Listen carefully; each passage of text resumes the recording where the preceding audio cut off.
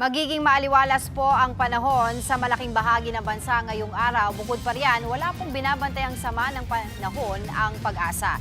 Yan po at iba pang update ihahatid sa atin ng ating resident meteorologist sa ating weather tito, Alvin Pura, na laging may panahon para sa iyo. Tito Alvin, go ahead. Good morning, Angela, at good morning mga kapatid. Ulat panahon na po tayo. Wala pa naman tayong binabantayang anumang sama ng panahon sa loob at labas ng ating area of responsibility. Pero meron tayong mga grupo ng kaulapan dito sa gitnang Pasipiko na may potensyal na maging isang low pressure area sa mga susunod na araw, or may possibility rin po yan maging bagyo. Pero sa ngayon, ito po ay cloud cluster pa lamang o grupo ng kaulapan dito po sa labas ng ating area of responsibility, at babantayan po natin yan sa mga susunod na araw sa anumang posibleng development yan. Sa ngayon, ito pa rin habagat o southwest monsoon ay ang nakaka-apekto po sa western section ng Luzon at western section ng Visayas. Pero may kahinaan pa rin po ito mga kapatid ha. Ang buong bansa po ay makakaranas pa rin ng maaliwalas sa panahon.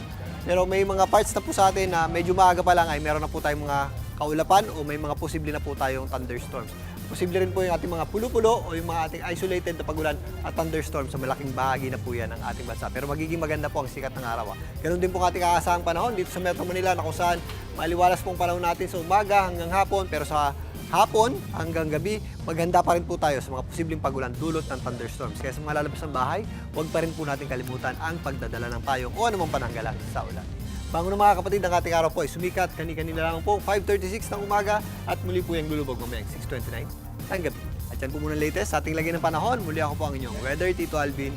Lagi may panahon para sa inyo. Mga kapatid, dito Alvin Pura po na laging may panahon para sa iyo, umaraw man o umulan, dapat laging handa. Kaya para maging updated sa pinaka-latest weather updates, mag-follow at mag-subscribe na sa social media pages ng News 5.